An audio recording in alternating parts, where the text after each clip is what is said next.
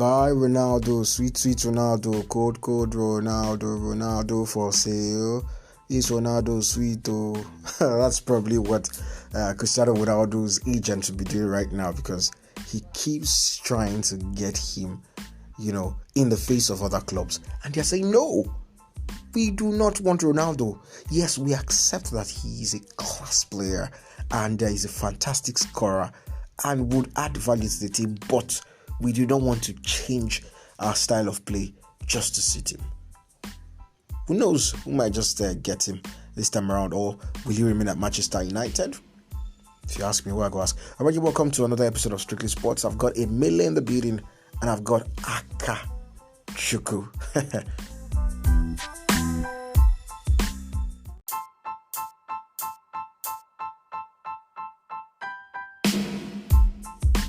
You can already hear us laughing because this is actually so funny.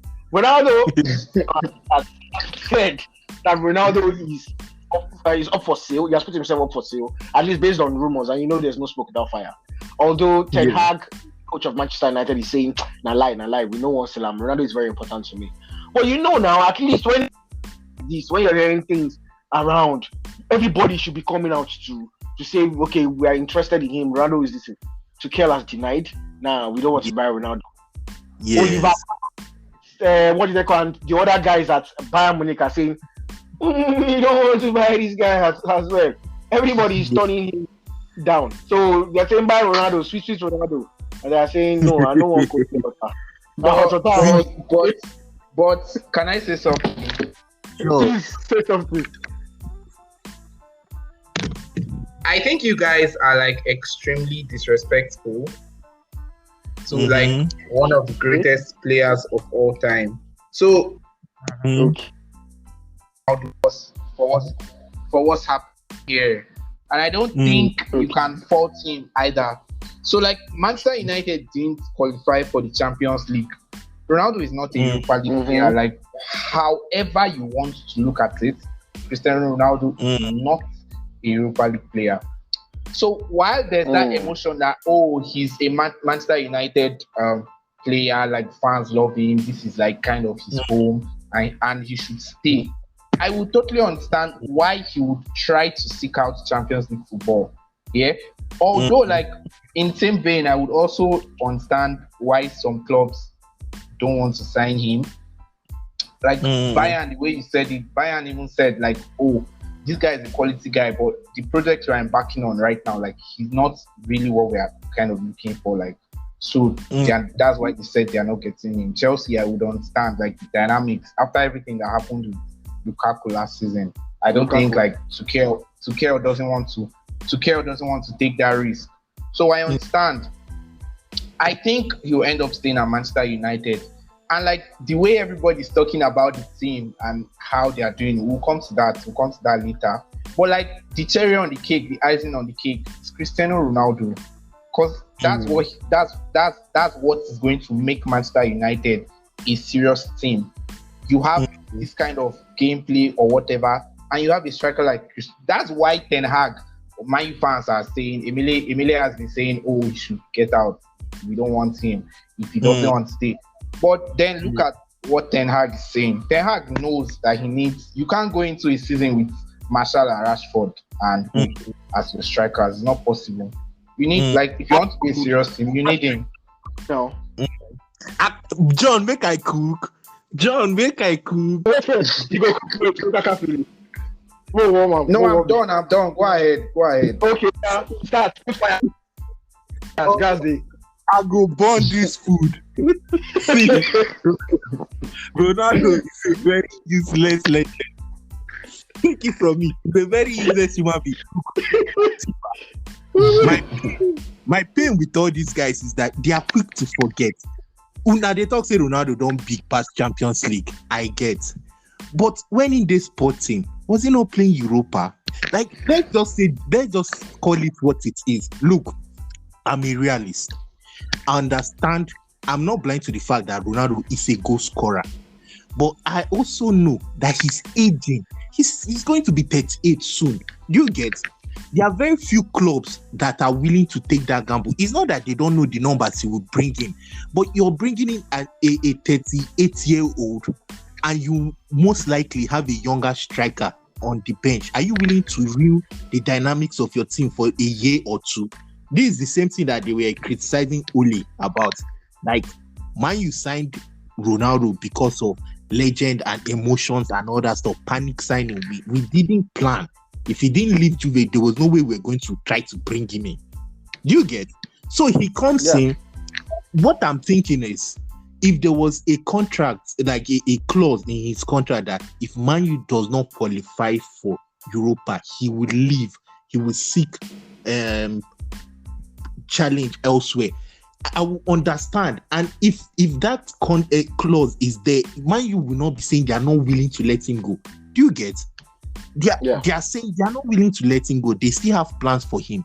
Ronaldo and his agents are the ones forcing themselves on other people. When you force yourself on people, it's a crime. Oh. People, they go gym for this thing.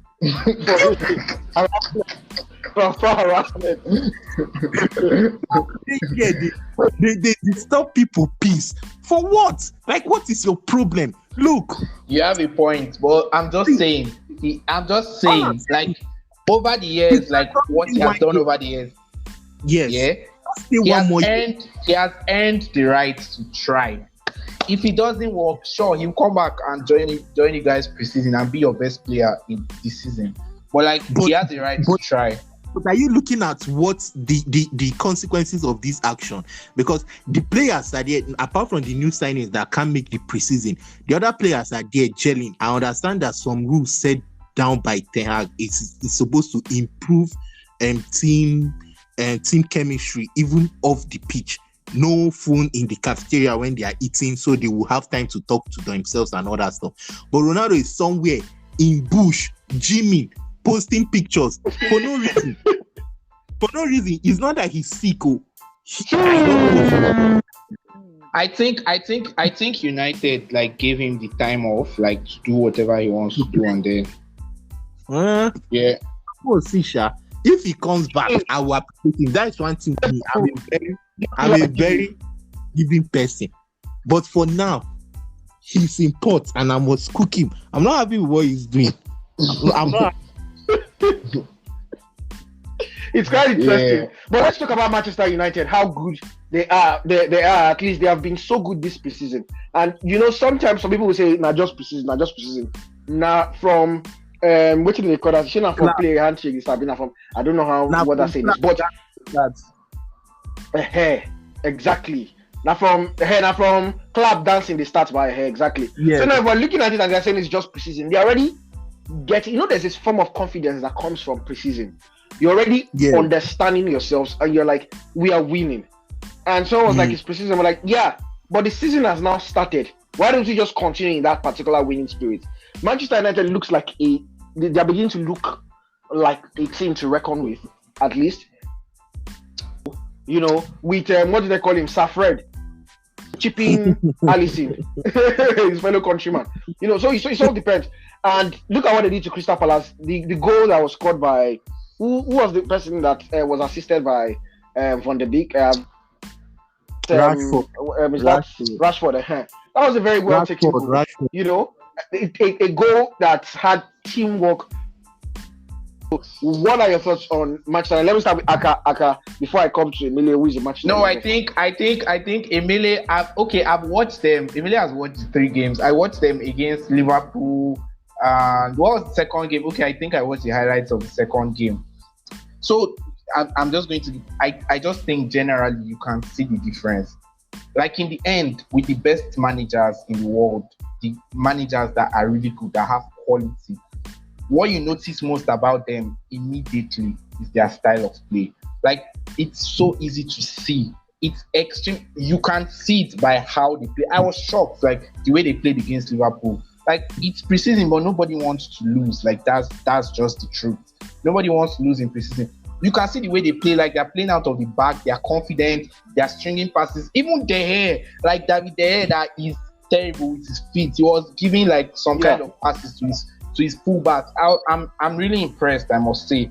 I think they're on the right path. I think Ten Hag was always a good choice. Like, he's a coach. He'll coach the team. Like, he'll bring like his tactics, his philosophy, everything. And even the young players, you can already see they're playing with freedom. They're like playing with confidence. So like, I'm really happy for them. And you can see that there's kind of a structure to the team already, defensively. But like you said, it's early days. It's early days, but you want to win early days. I'm not saying I expect them to go and challenge for the Premier League, but I expect them to be a really good team. Like, I'm really impressed. Emelie, what do you think? Like, what has stood out for you in this preseason, like the 3 games you've seen, and which players like should we be looking out for? Okay, first of all, the only thing that I like about the new coach is he knows what he wants and he's direct. I'm not talking about the style of play. I'm talking about the recruitment, like signing players. He went for this Simba guy, and after Van Gaal shit for church normally, na shit him be. After he finished, they do that one. The guy went for the next best at. Okay. So, and then he has been on this Frankie transfer for so long. What I know is if Frankie doesn't have personal agreements with him, Man U would have just put help, because there's this is it Bromby something, this new Ajax striker. Man U went for him, but he called Ten Hag and said he want to come to Man U, he prefers Ajax, and then we'll stop. You get, he directly signing, and which is one thing that I'm tired of coaches complaining, especially after they've sacked them, leaking information that they didn't want this player, they signed them for it. You get, that was the excuse Ole was giving for what is his name, Van der Beek. That Van der Beek was not his signing, so that was why the guy was languishing on bench. So I want coaches that will take action. Like, you sign player, let's see how the player fits into your plan, and that is the only thing that for now I'm happy about with Ten Hag, because this Malaysia guy, you can see how he's different from Luke Shaw. The first goal, with the way, you know how Liverpool span crosses from Trent Arnold to Robo just to switch attack when he's not working. That was exactly what the Malaysia guy did, and you can swear that in 20 matches, Luke Shaw will not do that, because he had to use his right foot. You know how Luke Shaw does not like his right foot. He has to use his right foot to switch the cross to Dalot, and that was how the goal came about. So that is one thing I've seen. And then he's very vocal. He know they appreciate rubbish. I think second half they get slipped up, reversed to his early days. I don't know who taught him that rubbish. They were pressing him instead of to pass out from back to someone closer, reduce the risk. The guy balloon him inside, and you could hear the guy from the touchline like in the para for the game, like what are you doing? You get, so he has a pattern he wants them to play, and he's keen on it. Like, if you make mistakes, he will call you out. And gone are the days where this fridge Maguire go do rubbish and they go reward them the next week to do more rubbish. He go do another one, they go reward them with 2 international games. I'm tired. I want a coach that, look, you're not doing well, sit this one out. You're doing well, this is your mistake. Do you get? I'm not going to be carried away by the scoreline. Crystal Palace, they were slow. I don't think they are going to play like this in Premier League. Premier League has a kind of ginger that comes with it. Same with Liverpool, we're just allowing us to flex. The serious person there was Diaz. Salah not to show himself. But when Premier League comes in, the intensity is going to be different. The main thing is, I just hope he continues with this tactics. Like, he knows what he wants and he continues that way until they gain their fitness back. But for Okesha, I see the watch out. You get it. Yeah. One person I'm actually impressed with is Eric Bailly. I like the fact that his confidence is back and he's been able to drive from the back, and he has been giving some very deadly passes. You know, in the game against Liverpool, the one where the pass that the move that he started, that led to the goal from what's the name of that young guy? Pelestri. Yeah, from Amadello. Exactly. Pelestri. So yeah, Amadello, turning what do they call our guy? And then Pelistri scoring, and then Ribery other crazy move as well, giving a forward pass to Rashford, which turned out to be an assist for Rashford's goal. That was him prior to this one against Crystal Palace. So there are just so many players who have, the thing is when a new coach comes, some players they continue being, while other players they see it as a new chapter, a clean start, and they're able to. For those who have lost their places, maybe due to lack of fitness or lack of form, they're able to step it up and reclaim their place. If Bay is fit, for me, he'll be one of the defense for Manchester United. That's assuming he's fit. And United has already brought in Lisandro Martinez, another fine defender. So they're actually doing the business too on a level, but they're actually doing good business. And then us now, getting Alexander Zinchenko. That's an interesting one. Someone went ahead to say, one of these Twitter influencers, the one is an Arsenal fan, and he went ahead to brag and was like, Arsenal are pulling, even without promise of Champions League football, they are pulling the best from the champions of England and stuff like that. And someone was like, see, claiming that these players are so and so. But these are players who even starters when they are put. There's no recognized left back in Manchester City, but Zinchenko was not even starting. There's no recognized striker in Manchester City, and Jesus was not even starting. So, and the person trying to brag as if they went to collect first team players from Guardiola. Somebody were to get for Barcelona that are chasing Bernardo. But John, sorry to interrupt you. Let me make a statement, just one. If Barcelona, for example, they are chasing Bernardo Silva, but you get Bernardo Silva, then Barcelona can now brag, we've been carrying one person where they're very important to City because Bernardo Silva is on the team list. That's an example I'm just using. Okay, so when you say very important, it doesn't need to be very important to City to be very useful to Arsenal. Like his top quality without a doubt. Top quality. So like you remember very big signing for them. What I even wanted to say was that you wanted him. You wanted him, John. Chelsea wanted him. Even Peter said it, you wanted him. You wanted him, yes. And now because you didn't get him, you're banting him. Stop bragging. You don't get to start bragging. You don't understand. It's like when Arsenal fans got Welbeck. If Chelsea had gotten Welbeck that time, I'll be happy. I will go Welbeck, but it's not like I'll be like laughing at my. Welbeck. What you just did is not fair, Sha. Jesus are Welbeck, John Harper. This is an example. Can you remember when Arsenal got Welbeck from Man U? Can you remember how excited they were? I actually was an Arsenal fan then. I think that guy was never a good player. There was no point in his career where he was a quality player. He was just like a hard worker, but it's fine. Yeah, like he's a good guy to have in your squad, Sha. I get what John is saying. Like I get what John is saying, but what you have to understand is, if this kind of behavior they are highlighted during the transfer season, that's when you see people switching up and down. All of us when Peter they cast Ronaldo, all of us still when Peter they talk say he go likely Chelsea sign up because of returns on the franchise. The same franchise where you shit on. Do you get? So you get this kind of mixed emotions during transfers. I remember when Man U signed Van Persie. Before then, I hate Van Persie. God, like I go to watch Man U Arsenal. This year I go to troubles. But the season we just signed him. It was like, when players will come out and say it has been my dream to play in Chinese league. I didn't even know that existed. You get?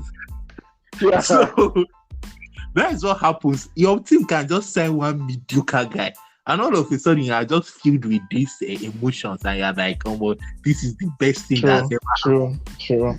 But generally, we talked about United, yeah. Arsenal. I think, generally, yeah. I think I'm kind of like they've had a really good transfer window. So Saliba is back here. They got Vieira.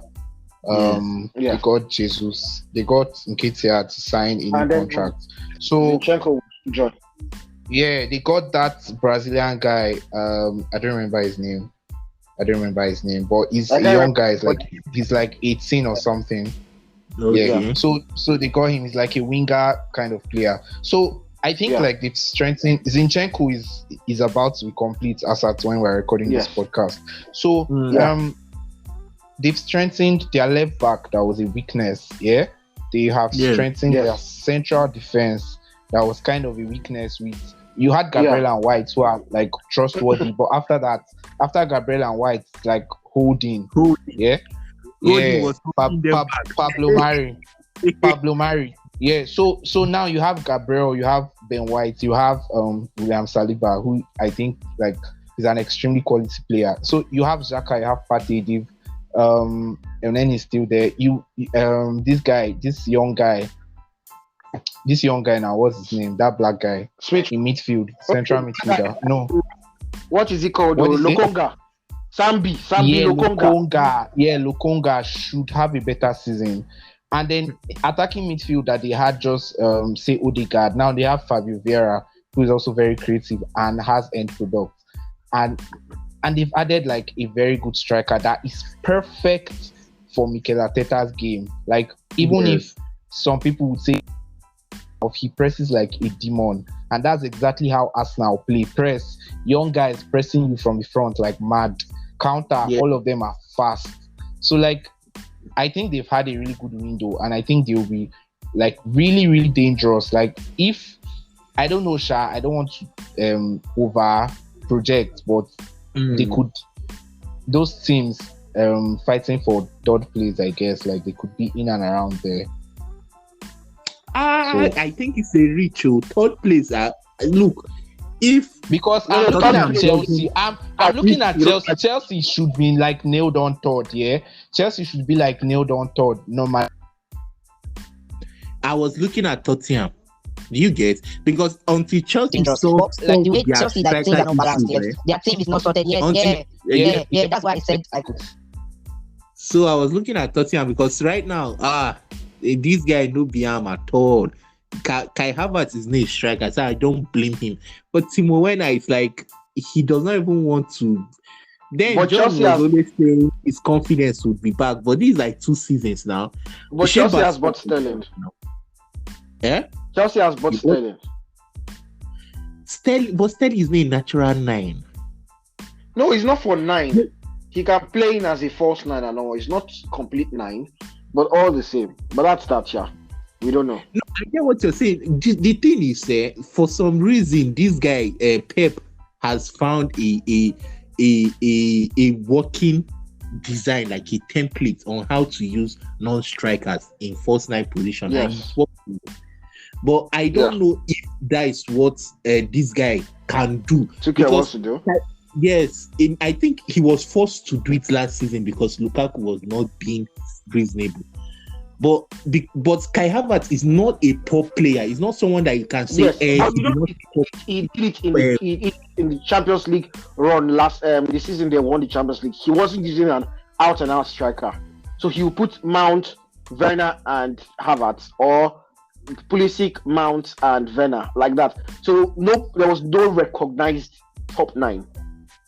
Okay, but you cannot overlook the other affecting external factors like honeymoon phase. Now you guys just switch from Lampard to Tuchel, so there's that everybody wants to prove something to be on the starting lineup, because I cannot understand the deep that came with you get. And I watch Chelsea games sometimes, and I actually see like the Newcastle match.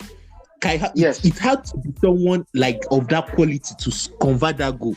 It was a long pass, and he just brought it down and scored. So it's not like he's lacking quality, it's just that for some reason it's not working out for you guys. Maybe Chelsea's issue isn't creating of chances.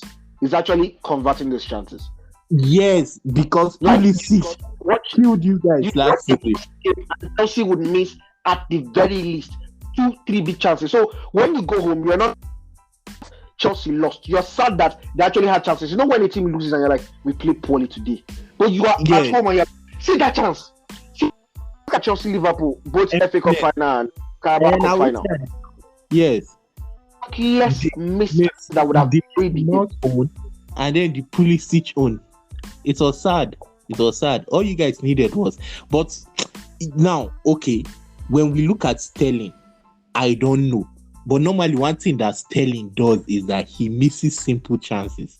He's the kind of person that, okay, he gets the ball, he walks to the post, he can score. But this one time, like tapping, I don't know.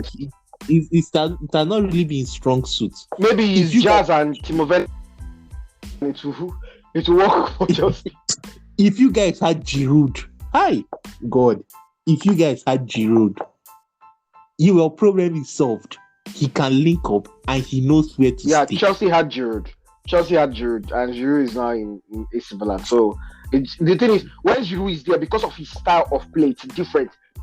It will not be able to be created the way his style of play is. You get Timo Werner, for example, the way he is, no matter the team he plays against, as long as he plays the high line, Timo Werner must torture you.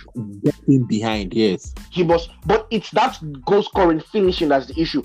Unless there's a player like Havertz, that's where Havertz comes in. Like the Champions League final, if you watch, like if you rewatch it, Champions League final in real time, a lot of emotion. But watching that goal again, you notice Timo Werner was running already across the defense and dragged away Ruben Diaz. Yes. Ruben Diaz was distracted by him. That was when Havertz was pointing to Mount. Oh yeah, put this ball for me in the middle. Okay. So his job as a striker, you understand? Drag away Ruben Diaz, while Havertz had, straight opening to go in, because there was no defensive midfielder who probably would have his job. It was usually to mop up in the middle. Fernandinho was not there. Yes. But that's it, shall we should wrap up. Akachuku was disconnected for a bit, at least talking about most of the things we wanted to talk about. So I think it's about time that we wanted to talk about what Barcelona does for money. I think they are doing Yahoo. Yeah, I think this will be an episode where everybody's full. So that the way we tackled Ronaldo and Manchester United, that's the way we tackled. That will be next week's episode. Makes sense. Oh yeah. All right, Emelie, thanks for being around. It's my pleasure. It's my pleasure to cook Ronaldo. Good. I must make pepper soup. Yeah. We say. All right, it's been a wonderful time. Thank you very much for joining us. Akachuku, was here with us. Stepped out not too long ago. Emelie was here as well, and Johnbinho here as well. Don't forget to spread kindness around wherever you find yourself. Bye for now.